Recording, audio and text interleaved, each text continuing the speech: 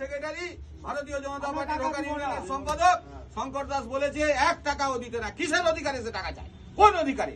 কিসের আইনে টাকা চায়? কোনো পয়সা পাবে না। ও দরকার হলে পৌরসভা অবরোধ করে দেবো, ভালো লাগিয়ে দেবো।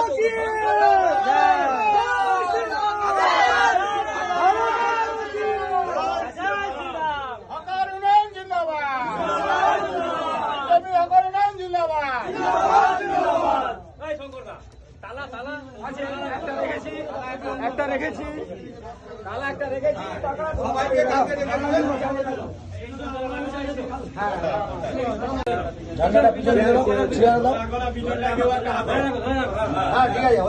ঠিক আছে।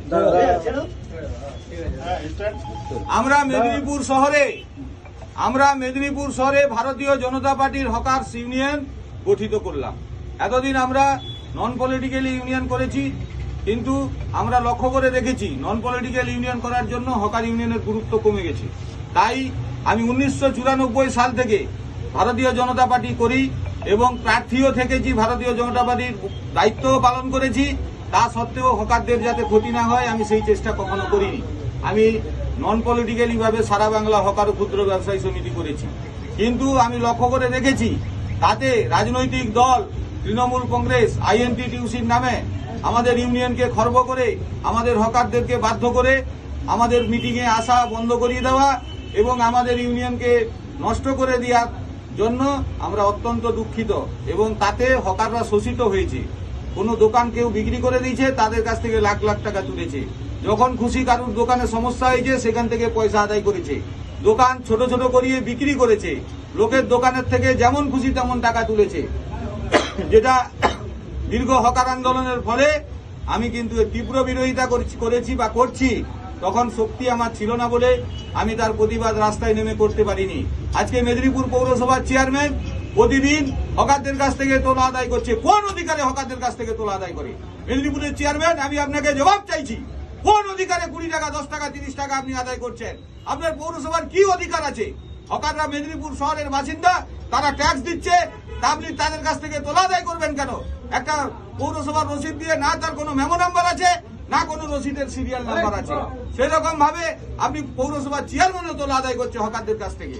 তাই হকারদের পয়সায় যে হকার যে ইউনিয়নের অফিস হয়েছিল, সেই ইউনিয়ন আজকে অফিসে আমরা এখানে বৈঠক করলাম। আজ থেকে প্রতিদিন এই হকার ইউনিয়ন অফিসে হকারদের বৈঠক হবে।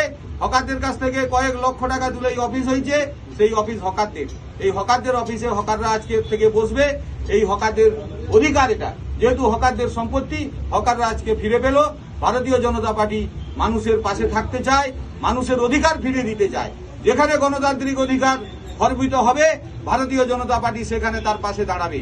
যেখানে মানুষ লাঞ্ছিত হবে, ভারতীয় জনতা পার্টি সেখানে দাঁড়াবে। পুরুষোত্তম ভগবান রামচন্দ্র বলেছেন, অন্যায়ের প্রতিবাদ হবে, অন্যায়ের বিচার হবে।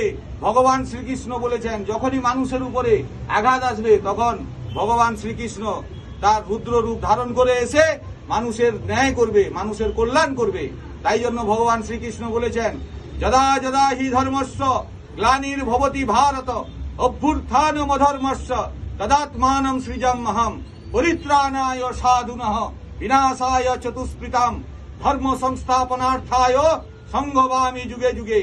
কারণ কোন অন্যায় যখন মানুষ সৃষ্টি করবে, কোন শাসক দল সৃষ্টি করবে, কোন নেতা সৃষ্টি করবে, তার বিরুদ্ধে ভগবান শ্রীকৃষ্ণ রুদ্র রূপ ধারণ করে তার বিচার করবে এবং সেখানে অন্যায়ের প্রতিবাদ হবে।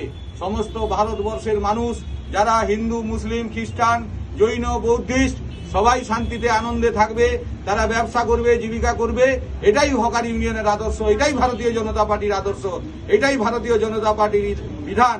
কেউ আনন্দ ফুর্তি করার জন্য ভারতীয় জনতা পার্টি কাউকে মস্তি করবে, ইত্যাদি করবে, তাকে সহযোগিতা করবে না। আগামী দিনেও করেনি, আজকেও করবে না, আগামী দিনেও করবে না। মানুষের পাশে ভারতীয় জনতা পার্টি আছে। আপনাদের হকার ইউনিয়ন ভালোভাবে চলুক, সমস্ত হকাররা তার অধিকার পাক, হকারদের স্থায়ী পুনর্বাসন হোক। আর পৌরসভাকে কাল থেকে কেউ চারে না পয়সা ও ট্যাক্সের ওই সার্ভিস টাকা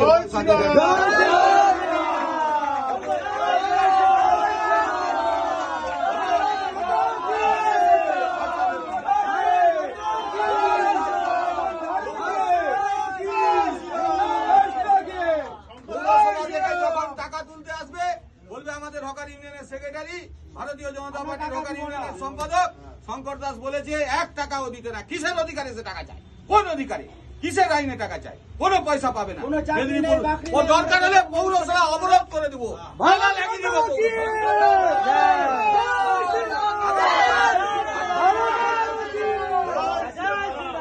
হকার উন্নয়ন জিন্দাবাদ, বিজেপি হকার উন্নয়ন জিন্দাবাদ।